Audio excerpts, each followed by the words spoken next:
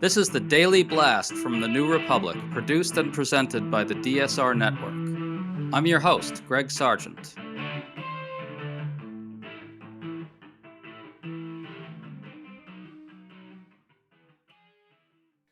Is MAGA shrinking before our very eyes?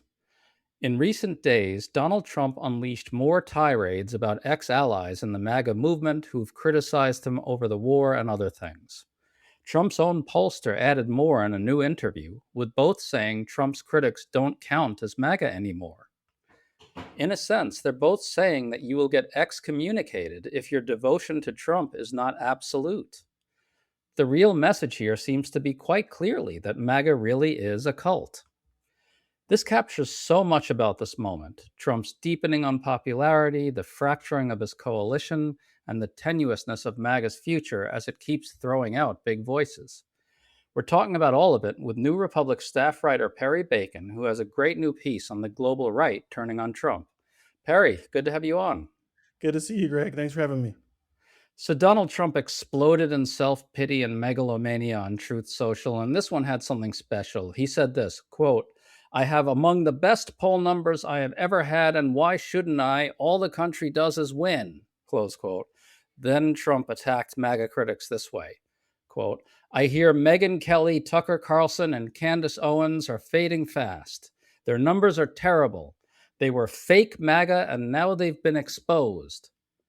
Perry, we used to joke that MAGA is whatever Trump says it is, but here he's making that like really clear. Anyone who dares to criticize him is fake MAGA. What do you make of that? I mean, very explicit. Like as you said, we've been talking about whether MAGA is a movement or an ideology or something else or just Donald Trump. And I've written and used that phrase to mean other things, but but like Donald Trump is saying what I've always thought, which is that MAGA is Donald Trump and will be gone the moment he's off the scene, whatever that is. Yeah, absolutely. By the way, on Trump's claim that his polls are as good as ever, guess what? That's not true. One set of polling averages that you noted in your piece has his approval at 38% to 58%, some 20 points underwater. He's worse on the economy in many polls. CNN had it at 31% and his approval on inflation at 27%, which is just extraordinary. That's the issue voters care most about. Perry, what's your general sense of where public opinion is on Trump right now? As we record, he seems to be announcing some sort of deal with Iran, I guess. I think maybe he gets a couple points out of that, or maybe not. What do you think? I think the question for him is like there's a core of Republicans who are at probably 35 to 40% electorate. People who are hardcore Republicans always vote Republican. Like, can you get below that norm number in this era? If you remember, there's two times this happened where a president got below that. George W. Bush got to the high 20s, low 30s at the end of his administration. It's after Hurricane Katrina, after the Iraq War, and after the economic meltdown. So those were the big events that happened. And Trump got to low 30s right after the January 6th insurrection, when pretty much everybody in the world, including Mitch McConnell, lots of Republicans, were criticizing him. So can he get below 35? I don't know. And I would have said a war that goes poorly and lasts a long time, but this war maybe is not that long and is maybe going to end soon. But I think that's the one thing that I think he's probably getting near his lowest peak, with his lowest possible number, which is probably in the 36 to 38 range. Well, I want to highlight some quotes from Trump's pollster, Jim McLaughlin. He talked to Politico. I'm going to quote one of them. He said this: "The base doesn't consider a Tucker Carlson, Megyn Kelly, or a Candace Owens a conservative anymore." Close quote. Perry, that's so revealing. And these are people, I want to stress this, who criticize Trump for going to war, which absolutely does betray his promise to voters. That's what Trump was supposed to represent to Trump voters. No more wars. Whereas Kamala Harris was supposed to be the Liz Cheney shill or whatever, and, the candidate of the globalists and the warmongering establishment in DC. But for pointing that out, they've been declared non-MAGA. I think that's a window into what Trump and his pollster actually think of his voters. They really believe that those voters will think whatever thought Trump tells them to, right? Yes, and to be fair to them, they have some evidence of that's true. Remember, there were polls in 2016 that showed Republicans used to pretty much be opposed to Russia, and then a lot of them started approving of Russia once Trump. They used to say we don't want an adulterer as president, and then they changed their mind about that. So the idea that the base is Trump supporters and the base believes whatever Trump said that day is pretty what's happened the last 10 years. Most days Republicans rewire their opinions about policy, not the sort of moderate Republican part of it, that sort of 10% of people who vote Republican but are not MAGA, but that sort of core base has moved wherever he's gone. When he endorsed him at the primary, they immediately go up in the polls. Like, this has been a bit of a cult like support for him. So his pollster is saying something that I think is maybe, I'm sure the average Trump voter would not say, I do whatever Trump says, but they have acted that way for the last 10 years. Yeah, and of course, as we all know, people who cover this stuff as relentlessly as you and I do, unfortunately for us, I guess, this is not exclusive to Republican voters by any means. Voters tend to develop their allegiances on identity grounds. Policy isn't that important to them. They say that they support this or that policy, sometimes as a statement of identity and allegiance. You're aware of this. But this does look like something a little different to me. I think it's fair to say that it's as bad as it's ever been with this group, don't you think? Yeah, I mean, to give an example, people often follow the guidance of their political leaders. A good example was in 2012. I think the majority of African Americans opposed gay marriage. Then it's Barack Obama, a respected person who's president, but also is very respected among African Americans, says, I'm for gay marriage. And immediately the majority, this shifted people's views. They rethought the issue because of a leader in his case. I'm making this point only because you've talked about the political science of this, but I don't think I don't think Barack Obama ever said, whatever Democratic beliefs are, whatever I think that hour. The Democratic base is whatever I think, and he would never have said Rachel Maddow, Chris Hayes, and Joy Reid are not part of the Democratic base, which is essentially what you're saying if you're saying Tucker and so on don't count. And so you've never, again, Democratic voters, a lot of my friends will follow what a Biden or AOC or a Bernie or a Warren says. I won't deny that. But that said, those people also tend to speak in terms of accuracy and normalcy and so on. So if you're a Democrat, you might be modeling yourself after people, but those people believe in democratic norms and election results and so on. That's such a good point. I hadn't even thought of it, but obviously, Barack Obama feuded with his progressive critics a lot during his two terms. I mean, we remember all that. They would rip him apart over all kinds of things, and And he would Obama defend wouldn't. himself, but he would not usually sort of go on. He would never go on Twitter and trash them and say they're not real liberals, which is what we're just seeing now. Yeah.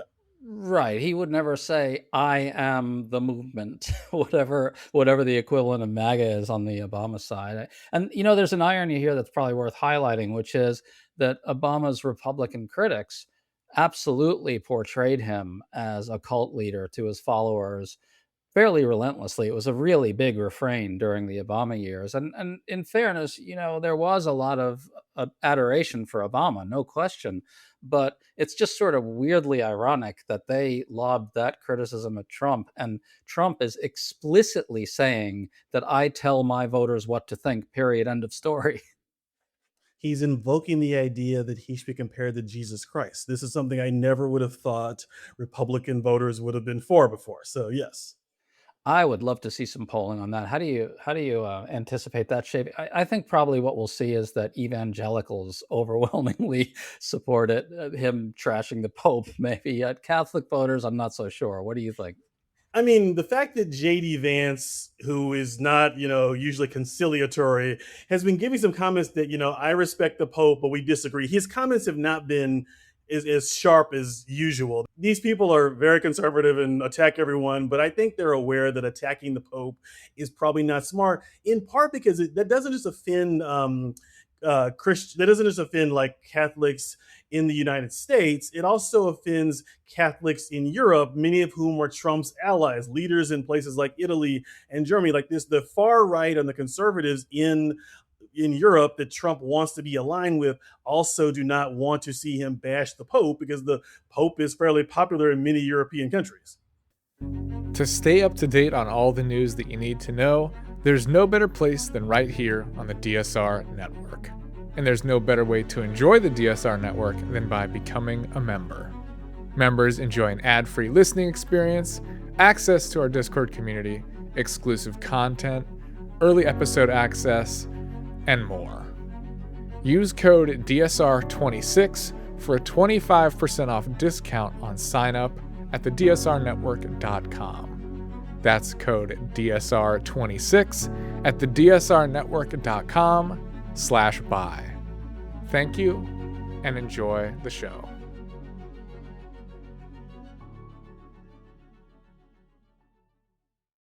Right, and we should probably add that among those constituencies that these far right leaders in Europe rely on, Trump himself is very unpopular. Yes, this is a key thing. We're seeing more. There was a piece in the Financial Times in which Boris Johnson was criticizing Trump, in which Nigel Farage was. I think we're seeing for the first time that like the far right leaders who agree with Trump on immigration, they're politicians first, and they want to win elections. That's their job, and they're seeing that Trump is very unpopular in my country. I have to distance myself from him. So I think that's happening more and more abroad. Yeah, and your piece made that point really well. I want to get to that in a second. First, I want to highlight one more quote from Trump's pollster, Jim McLaughlin. He says, "There are no real divisions among the GOP MAGA base. They overwhelmingly support President Trump and his policies." Close quote. Perry, I just don't understand this spin. His people keep saying that the MAGA core is with Trump. So there. But so what? Like, what about the young voters and non white working class voters, the voters that Trump won in 2024? What about independents? He's losing these groups in huge numbers over the war and other things. How does MAGA elect people without those voters? They're not exactly MAGA, but MAGA needs them, right? I guess the question is this: can MAGA survive if it keeps getting whittled down to a more and more fanatical core? Right, because I think part of this is a lot of pollsters will ask, first of all, are you part of MAGA? And then they will second ask, do you approve of Trump? So in some ways, and so the people who say they're part of MAGA, that means they're Trump voters. So we're not, it's like saying, it's not really telling us more than that. And what we're seeing is like that if you're in the core 30% of people who say I identify with MAGA, Trump's approval was 90% of them. But remember, Trump got 50% of the vote. The MAGA group is 35%. There's that big 15% of, as you're referring to, some Latinos, some African Americans who moved from the Democrats to Republicans, some people who are independents. There's a lot. Right now, if you look at the polls in North Carolina, look at the polls in Ohio, look at the polls in Alaska, that's the problem is you have these people who are Republican voters, or were in 2024 at least, who are not MAGA and who do not like where the prices are going, do not like inflation, do not like this Iran war, and do not like all the madness of Trump being himself. And I think that's the core of it that they got to be worried about. And the pollster, I think, is only saying the base is with us, but neither party's base alone can win elections. You have to have those other people in it. Well, that's a really good point about the Senate map, and I want to ask you a little more about it. Obviously, the Senate map is tough for Democrats. They need to flip four of these seats basically that are in really tough territory. But as you point out, for Republicans to hold on to those seats in some of these states, they need a large chunk of non-MAGA. And in these states, it looks like there's really a fairly strong desire for a check on Trump. It doesn't take much for a non-MAGA voter who voted for Trump because of inflation to say, this guy isn't delivering on my stuff and he's out of control. And okay, this Democrat who's running here has a strong personality and is, distinguished him or herself from the national party and has deep ties to the state and so forth. It's not that hard for that group of voters to get over to supporting that Democrat, right? Can you talk about this dynamic? I'm never going to say Democrats are going to win Texas because people say that all the time. It never happens. But that's it. Even in a place like Texas, Trump is net unpopular. And so therefore, if you're Tallarico, you probably aren't going to win, but there's room to go there because if 55% of Texans disapprove of Trump, that's your potential electorate. A lot of them are Republican voters. Like if you look at Alaska, Ohio, Texas, the Democrat candidates are going to have to win some actual Republicans. In Maine and North Carolina, you can probably just win the election on Democrats alone. North Carolina is very narrowly between the parties, but I think in those three places, Democrats we have to win something like Ohio, Alaska, Texas, probably two of those, and those are going to be tough. But if the election were today, I think it would be really close because this Iran story, most Republican, a lot of Republicans don't support this either. If we had election today, I think the Republicans will be in danger because they've not only messed up the economy, but they went into foreign policy in a way voters don't agree with. But I'm assuming Trump is trying to get out of this war in part because he sees the same poll numbers I do. Yeah, and there are strong Democratic candidates in a number of these states, Yes. and North Carolina, I think, is a really interesting tell. The fact that it really does look like Democrats are on track to win there, it's going to be super tight. It's North Carolina, but that is a key tell, don't you think? Yeah, and I think one thing to keep in mind is we really are talking about, is there a Democratic majority in 2029? That's the really key. When, my hope at least would be there's a Democratic president, a Democratic House, and Democratic Senate in 2029. If it happens in 2027, that's not big for policy. So if the Democrats get 2 or 3 seats this in 2026 and then 1 or 2 more, that ends up getting you the 50-51, and that's the key thing here. So that's kind of what I'm looking for. I'm curious. I'm curious about. I'm a little nervous about. I agree with Plattner on issues. I'm a little nervous about his bio if he's ready for prime time, but people like him up there so far. So this is why it's so baffling to me that Trump and his people keep spinning, oh, MAGA is with him, because so what? That's not going to matter for the battle for the House and the battle for the Senate. Anyway, onto your piece. You looked at how some of the leaders of the global right are now distancing themselves from Trump. And I guess the main factors are the unpopularity of the war pretty much everywhere, the rise in energy prices, the feud with the Pope, and so forth. And you made this great point, which is that this will impact domestic politics here, lending a boost to the opposition to Trump in the US. As you put it, Trump is now isolated and diminished. Can you talk about that? Well, I think the key thing is we're 10 years into this. So if you're a liberal, if you're Perry Bacon or Greg Sargent, Nancy Pelosi, of course you criticize Trump. They have a phrase for it. You have Trump derangement syndrome. I think that's all silly, but that said, those of us who've been correctly criticizing Trump for 10 years, we're not saying anything new. And so in a certain way, we're repeating ourselves. But when the Pope or when a leader of the Reform Party in the UK, or when a leader of the AfD party in Germany, when these people who are conservatives, who unfortunately oppose immigration and who like a lot of Trump's policy ideas, when these people are criticizing him, it's a different story entirely, because those are not predictable liberals. Those are conservatives. We have a Republican Party in the United States now where you never hear any criticism of Trump because being a Republican functionally means liking Trump. But conservatives abroad do not have to behave that way, and they're not. And I think that matters. And look, there's no way to say this stuff. Whatever the Pope says is news. And so in a certain extent, the Pope criticizing you is a big story. And the fact that the Pope is repeatedly criticizing Trump is a very important dynamic of politics. Well, let's tie this all together.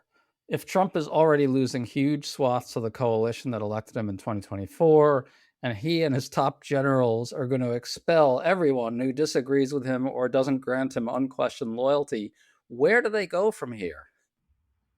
I mean, I guess you can probably win the governorship and the Senate races in 25 states just as the Republican base. So I think that's part of what it is. It's just they don't seem to really. I mean, part of it is we've credited them a lot, but it's not clear to me that Donald Trump's staff actually exactly knows why they won those Latino, younger, and Black voters in 2024. I think that was kind of an accident and kind of like a anti-incumbent wave, and so I don't think those voters were ever in their coalition really in the first place. And so I think that they don't know how to keep those people because that's not really what they were doing. They sort of accidentally won some new people, and Trump for most of these last 10 years has governed as if the base is the country, and so he's just doing what he does. He's not actually a great politician. We saw in 2018, anytime he's in office and people are paying attention to him, the Republicans lose. Absolutely right. And by the way, the war is really, really the type of issue that's driving those groups away from Trump really, really fast and really, really hard. Folks, make sure to check out Perry's show over at tnr.com. It's called Right Now with Perry Bacon. Perry, great to talk to you. Thanks for coming on. Thanks for having me, Greg.